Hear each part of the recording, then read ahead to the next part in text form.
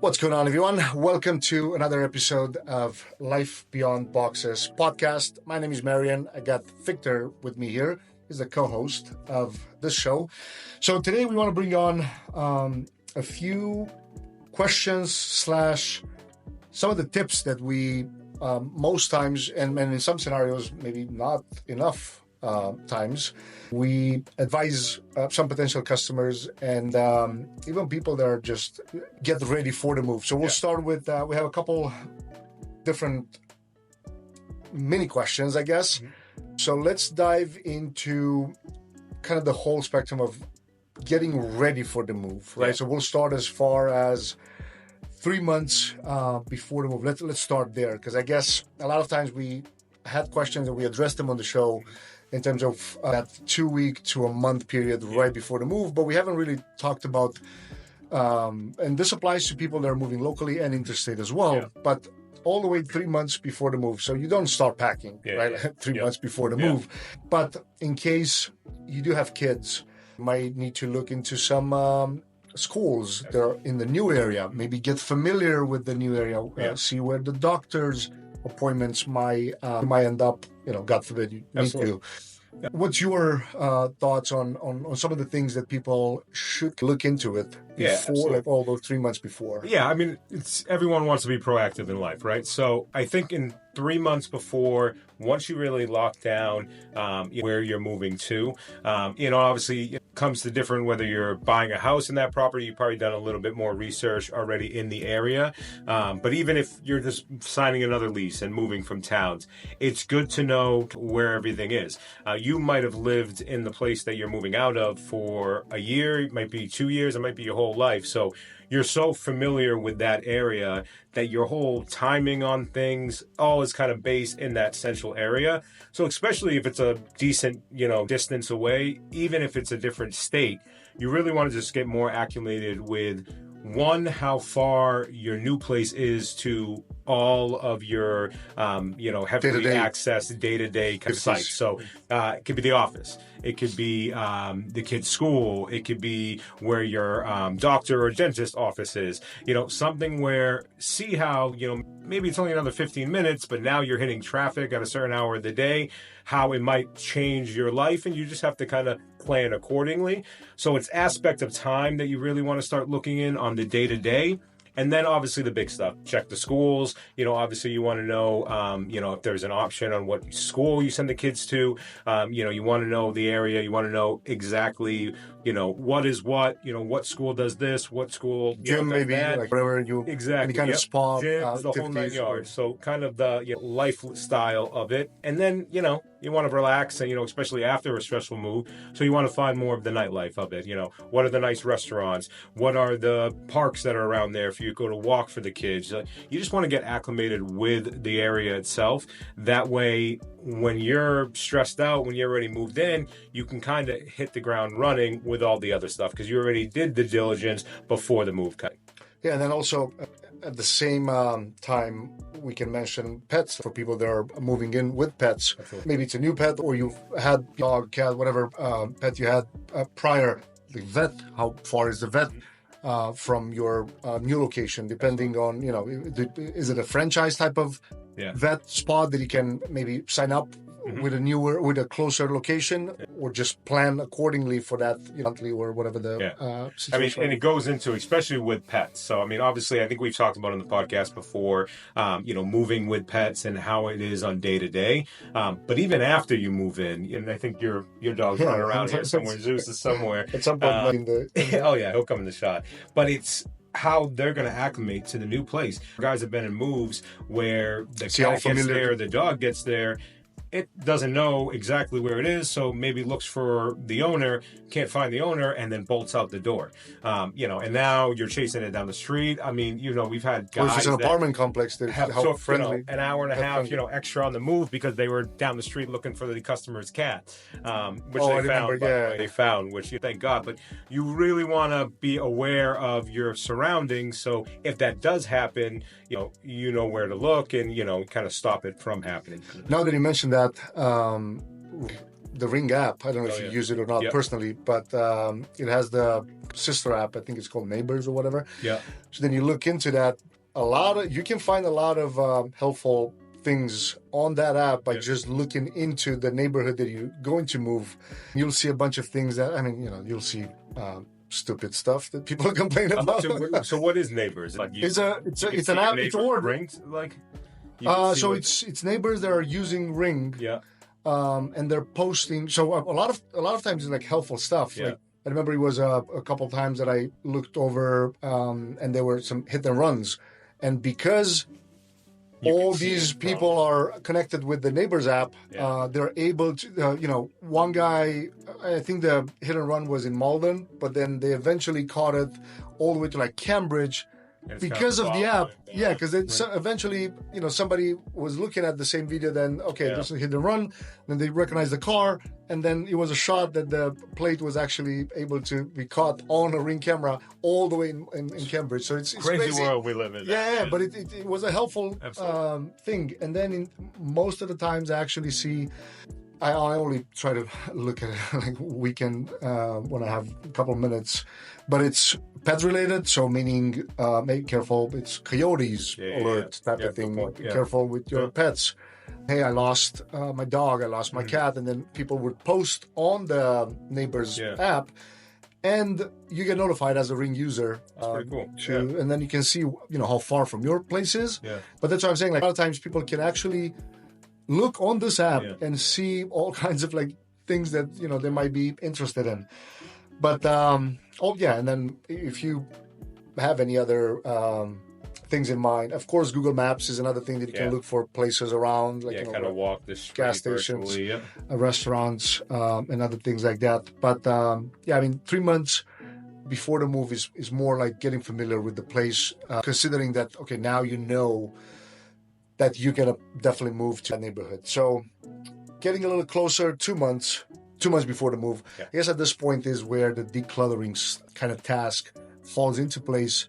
And a lot of people might not even realize, all right, you can do decluttering within your own house. Maybe even have some of our guys help you just put the stuff in the basement or whatever. And then at the time of the move, you can get rid of it now, or you can just take photos of it and post it on Facebook Marketplace if you're just giving it away for free, or if you try to sell it. Now, I remember a joke I saw recently in an Instagram reel. The husband was outside and he was saying something along the lines of, "I'm waiting for somebody to buy I can't remember exactly what was the item that he was selling, my $5 thing, because my wife decided that it's worth posting our full address on Facebook Marketplace or something like that."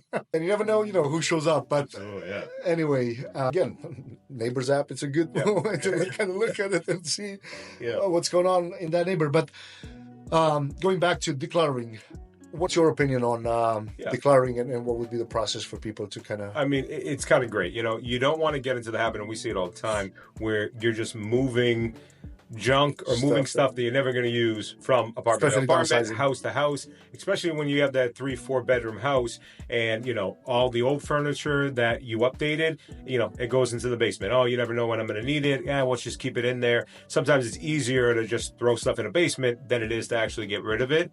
Well, guess what? When it comes to move day, you're paying for that stuff to be moved. So if it wasn't there, obviously you're going to lower the cost of your move.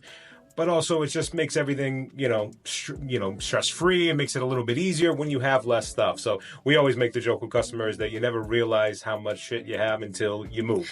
And then when you start actually itemizing everything and creating an inventory. So it's really good to just declutter. And, it could be ideally 2 months before the move.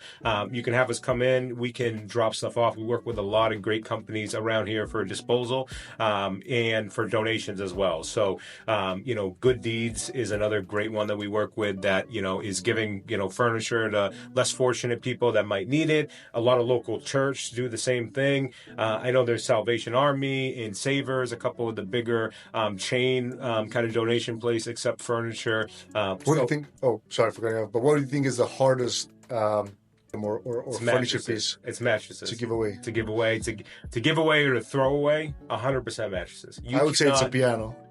Oh, that's a piano, 100%. Because How many calls have we got saying, "Hey, even listen, if I you got wanna a give free it away, piano," and I go, "It ain't we free all know anymore." because you have to pay for movers to come 100%. and Unless you're gonna throw that thing over your back, it ain't a free piano because you always got to pay for moves. So definitely, piano is definitely a big one.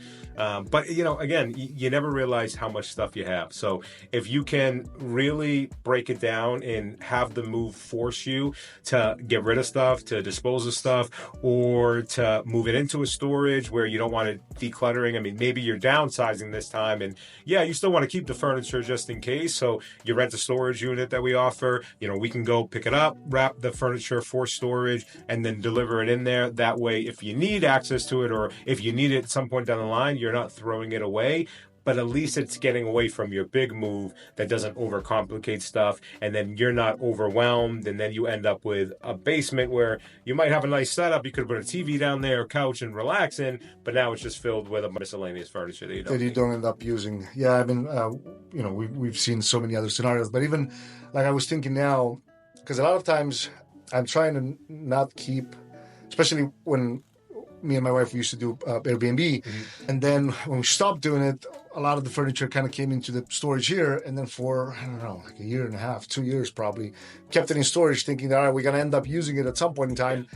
And then when we decided, all right, we're not going to end up using it, so let's dump it, then a month later we needed it for staging, another house. So I guess it has to fall somewhere in the middle if it's one of those things where, I mean, especially if you're renting, if we're talking towards the crowd that is actually on the investing side, when people are, renting their own space or have multiple properties on Airbnb or just regular rent. I mean, regular rent, I guess it wouldn't fall in here. But I digress. So going back to that, just to kind of wrap up the 2 months, I would say at this point in time is the declaring phase, but have a quote ready. Absolutely, yeah. Have a quote ready at this point for your move, because now questions regarding declaring can be addressed to your moving company. Absolutely. I feel like now is the time to, like, okay, regardless where you move, if it's local or interstate, now is the time to kind of put things in place, understand what the packing entails, depending how big the house is.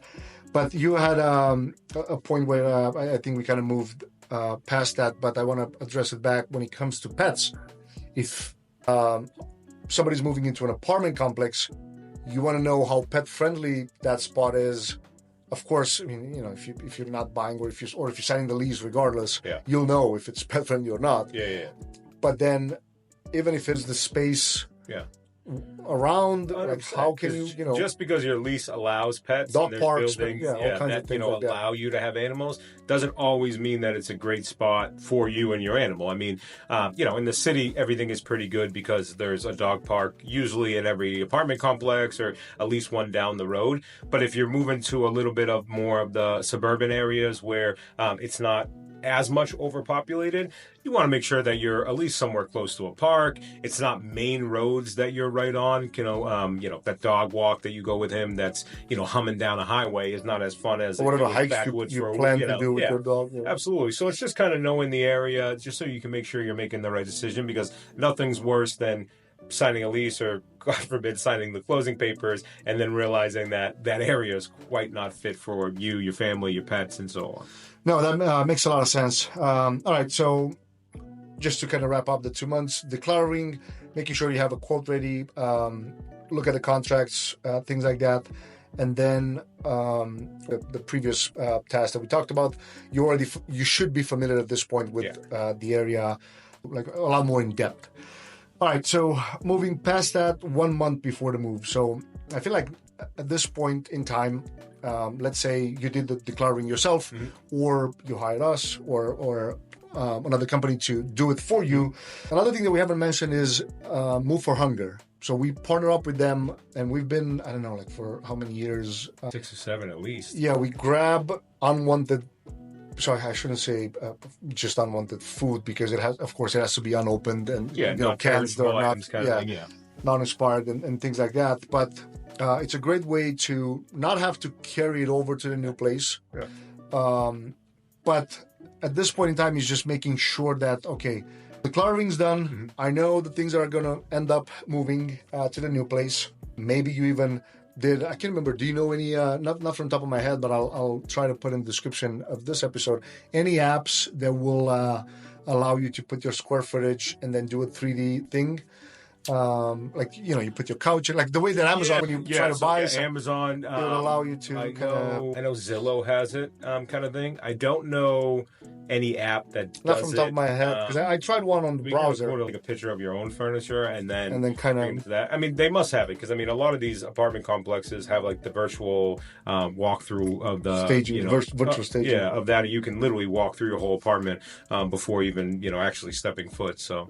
That's a good idea. If it's not, then we should create it. Well, no, but I did one 3 months ago, I think, when I decided to put one house for sale, and I was talking with a stager about this, but I can't remember off the top of my head the name of the app. But anyway, storage. I feel like now is the time you'll know, okay, most likely 90-something% of the stuff that's moving will end up in the new place. Absolutely. But if you know, or maybe you move, an hour, 2 hours away, and you have a storage unit, you might need to kind of look around and see where. And a lot of people, I realize, I guess we don't mention it enough on our website. A lot of people don't even realize that we do offer storage, even partial storage. Like, you don't have to have an entire 20 by 30 type of unit. I think the moving and storage, I think our name is so long that the storage always gets lost. Which, I mean, obviously, you think of storage when you think of moving, but you don't always associate a moving company to do that, because not every single moving company does do storage. True. I mean, a lot of us do, but it's a good thing that I think most storage units don't do moving. 100%. So it's kind of packaging. Even moving companies, like, we don't typically just offer storage. We offer obviously the move with the storage. But package. I think a month out, you really want to start fine tuning those details. That you might need storage for the move itself, or you might need storage for any extra items that are not going to fit. If you're downsizing, which actually a customer about a month ago put it pretty good, and we're going to steal her line a little bit, but she says that you're never downsizing, you're right sizing. I remember that. No one wants to move to a smaller place by choice. It's just that it's right and it fits for your new lifestyle or whatever it is. So that's good. But maybe you don't want to let go of your stuff, especially with the market the way it is. Maybe you're selling your house, moving into an apartment for a short amount of time, and then you're going to be looking for a house when the market is different in a year from now or 6 months or anything like that, where you'll need storage. That's definitely a month out. You want to book that service of it. So, I mean, with us, it's, if you didn't already tell us about it, we didn't already factor into the quote, all you got to do is give us a call. We can add it in, as a later fact, and, kind of really do whatever you need. But a month out, you definitely want to start thinking about if you need storage, how long you would need storage, and just start talking about your moving company for that. Cool. All right, with that out of the way, I guess we can move into the 2 week to a week. I feel like now is the time to make sure, well, if we're talking 2 weeks, if it's an apartment building, or even if it's not, if you're moving, especially Massachusetts residents, if you're moving within Boston, Brighton, Allston, Somerville, Cambridge areas, you have to make sure that you have a parking permit if you decide to do. And I guess we have to address this too, because a lot of customers are asking, like, does it make sense? We ran into a lot of situations, and I guess more often than not, you do end up paying for a parking spot with the city of Boston. And then in the morning we get there and the spot is occupied. And then it takes some time. You have to double park. And then if you get a ticket, you have to add it on the bill because there's nothing else at that point in time. So a lot of customers do ask us, like, does it even make sense, or I should just pay for the ticket and because it's cheaper? I mean, sometimes I guess it's a good question to ask. I guess the only time they would I would recommend 1,000%. It's between August 29th and September 2nd. Yeah. Even if we have to double park, you should still have because there's craziness around. There's two different lines when it comes to parking permits. There's some streets that you 100% need it. If it's not one way, a two-way street, if a vehicle has to be in a parking spot, for another vehicle to come down, you 100% need it, because if all of those spots are taken up, there's no way that we can kind of do the move there. We might have to park around the corner, and then that obviously adds time to it.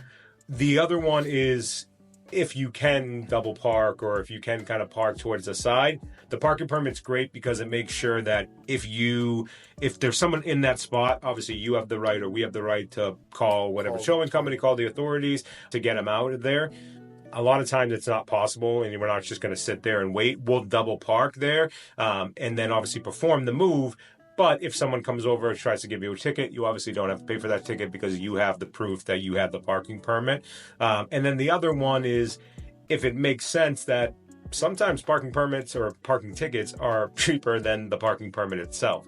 But it's very select areas because It really depends. I don't think that there's any how much they charge. I mean, sometimes it's $100, sometimes it's 60, sometimes it's $140. Like it's all. I think it depends on how the mood And of those the parking days that I permit meter mentioned, is that day. it's way higher actually. It's like 200, if I'm not wrong. I remember it happened a couple of times. Let alone if you miss a week from paying it on the due date, then it all of a sudden Yeah. gets another 40, 50. So I mean that's the tough part, and that's why we have to obviously add it onto the bill. But sometimes it all really depends on your scenario, and that's something that.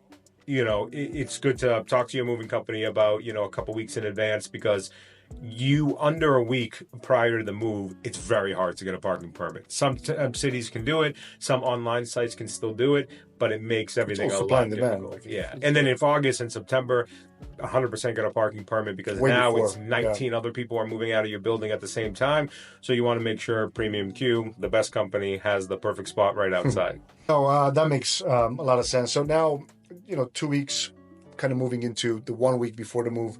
Now is really time to look into changing your addresses on a lot of things like your bank account, your driver's license, your subscription any magazines mail that coming have, down, mail.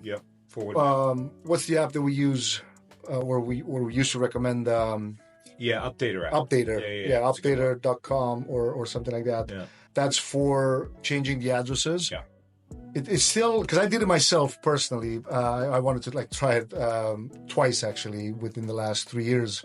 And you still have to make sure you do a lot of the stuff manually, but it does save a decent amount of time, especially with the most basic. The main, it's forward mail. But it's forward mail. All the systems that have your new address. That way, if anything went to your old address, it knows where to go to after it gets sent back to the post office. I don't think it does bank statements. No, banks. So anything that had to personal. do with loans, they still went to the old address. Yeah. Bank statements, things like so. You still have to call those. I mean, nowadays, every banking has an app that you can easily go in there and address, update your. You don't have to worry. But no, Updater saves a lot of money because now you're not going into, or saves a lot of time, which ultimately saves us all money at the end of the day. You're not going to 4 different apps to change 4 different things. It's one spot that can change 3 or 4 different things, and it has It'll change 90% of your subscription. And who wants to go to the RMV to wait to change their address? And then the other app that we use for, or at least I guess the website,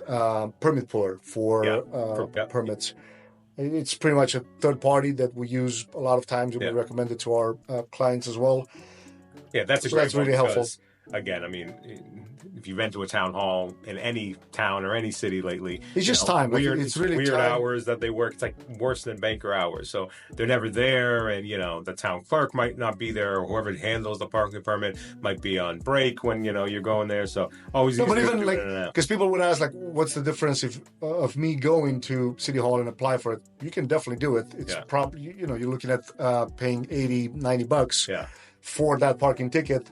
But then you get there, you have to make sure you have parking. So, good luck going to Boston.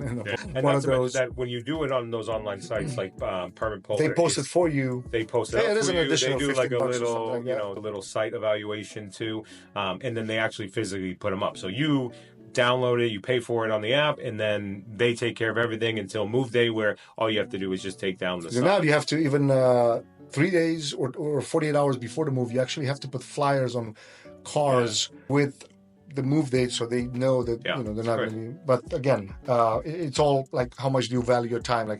Does it make sense to save $80 and physically to the city hall and get the permit and get it in the mail, and then make sure that you post it on the right spot, and then you fall into the whole did I do that? Did I put it on the right? Like, who's nobody? Like, you're not gonna call the city hall and ask, "Is this a good spot?" Oh yeah, Nobody's gonna. no one's gonna answer that call. And even if they do, they won't tell you. It's your responsibility to know. By the way, this is not an ad for Permit Polar, but we are looking for sponsors. If Permit Polar wants to actually message us in the comments, we'll tag them when we post the episode. So also the week before, now it's a good time to really know, do you have any donations, regardless if it's food or furniture, like really last minute stuff that you haven't took care of in the last couple weeks. Making sure that you confirm with the moving company, even though, we would do our own due diligence to call you a couple of days before the move to make sure that, especially if it's packing involved, right? Like this is, I guess, the biggest factor in here would be packing. Yeah. And if people decide to do packing themselves, cool. It's just now is the time to really put that task on your fridge and know who's responsible for what. It's also a time to reassess. So, I mean, everyone thinks that, most people think that they want to do the packing themselves, or they want to save the money to do the packing themselves, which definitely makes sense in a lot of scenarios. But sometimes you just don't have enough hours in the weeks and the months and, leading up to it. So you're falling a little bit short. Sometimes, and most of the time, it's better to reach out to your moving company, say, hey, listen, I don't think I'm going to be 100% packed. What makes the most sense? Do I let you guys just finish up packing on move day? Or can we send a couple guys to come out, the day before? Because it really depends. If it's a decent amount of packing, one, on move day, we might not be able to get everything done in one day. So, neither one of us want any surprises on that day. So it's better to send a smaller crew out the day before. And then even cost-wise, it might make sense for us to send 2 guys the day before for a couple hours, then the 4 or 5 man crew for an hour, because obviously hourly rates vary depending on the guys and how many guys there is. So sometimes it's just, reassessing, calling the moving company, picking their brain, saying, hey, listen, what do you think here? What's the most, cost effective way? Because at the end of the day, we're always going to tell you straight up what we think it's going to be and tell you what we think is the most efficient and, easiest, way to, perform your move. And actually, on the same note, it wasn't, when we say packing, a lot of times we don't just say pack, we even call it pack and prep. Yeah. It's also prepping of the furniture. So in some scenarios, we might need to disassemble furniture. Mm-hmm. We might need to wrap it. Like if we know the next day we have a 5-man crew over there, it's so much more cost effective for the customer in this case to have 2 or 3, even 3 guys the day before to disassemble beds. And of course, not the ones that are going to end up sleeping the same night. Yeah. But instead of having, a team of 5 trying to do all of these things at once, it's so much better than the night before or the day before. Yeah. A team of 2 or 3 finishing the packing, making sure that all the boxes are closed up and ready to go. All the beds, again, that have to be disassembled, wrapped. Yeah. Mattresses that have to be wrapped up, and other things like that. But I guess this, because we do get a lot of questions about this. Yeah. I mean, ideally, listen, our guys are great guys. You're going to want to invite them to your family by the end of the move on how hard they work. But no one wants movers at their new house at 10 p.m. at night. Yeah, so, exactly. You want them to be as done quickly as possible on move day itself, because you have a lot of stuff to do. We're going to leave you with all the furniture reassembled and ready to live on, but there's still unpacking of the essential stuff that you need. Obviously, the toothbrushes, anything you're going to have for dinner that night kind of thing. So you really want to make sure that move day goes as efficiently as possible. And a lot of times that is us coming for a prep day just to make sure that, we can get you loaded and move it into the new place as quickly as possible. 100%. All right, so I guess we'll probably have to follow, because a lot of these were also questions that people asking, some of our clients asked, and some people might find them on our FAQs pages.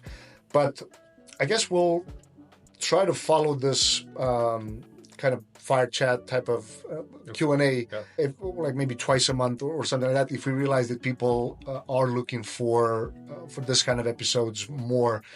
And Anything else before we wrap things up that you feel like we might have not for this purpose of the episode? Yeah, right? I mean, of course, no, the topics. Yeah, I appreciate everyone listening. And again, Marion said, if you guys have any questions that you want answered specifically on the next time that we jump into something like this, please comment below.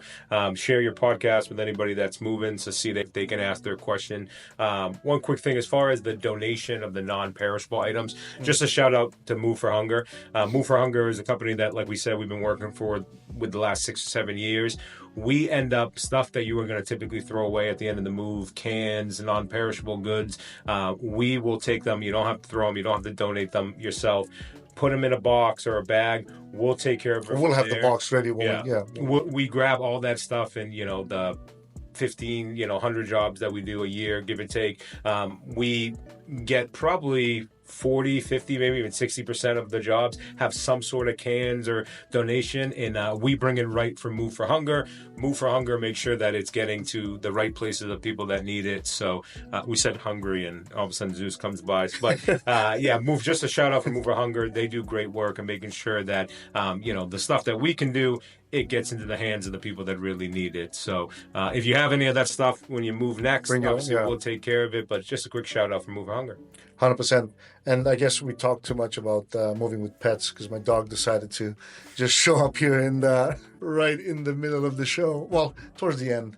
So, guys. And as Victor said, if you want to have your questions answered, or you have specific questions, feel free to put them. I'll put the link right in the description of this episode. You can comment if you're watching on our YouTube channel, but if you're listening on any of the platforms of your choice, like it can be Spotify, Apple Podcasts, and anything in between, from Amazon Music, Alexa, and whatnot. But on those platforms, of course, you're going to have to look into the episode show notes, and you'll be able to click on the link and ask the question there, or anything that we mentioned on every episode, pretty much, not just this one. You'll be able to see like the bullet point with the links of the websites that we mentioned, so you can click them in there. Or if you actually need a moving quote, you'll be able to see the website in there and the phone number to give us a call or send a text. But as always, we'll try to bring all of these valuable moving tips, and not just that, because we have a couple coming up guests that are not just moving related. Yeah, like anything that had to do with. That's why we rebranded the show in like life beyond boxes, because after you move, it's not just the move itself, right? Or even before. It's also dealing with the stress before finding your dream home, finding the dream place, knowing more about locations and things like that, and everything that have to do in between and after, like remodeling projects and whatnot. But we'll bring it on. We have some pretty exciting guests coming up. But as always, the best way to support the show is to rate and review us on Apple or Spotify, and of course your comments on YouTube. But that was about it for this episode. Don't forget, in the show notes you can also find 2 or 3 moving tips episodes related to this one. So we'll try to group some of the episodes that make sense, like the real estate one. It's connected with another real estate interview that we did prior, and things like that. But again, thanks a lot for everyone consuming the show, regardless if you're listening or watching. And we'll catch you in the next episode. Take care.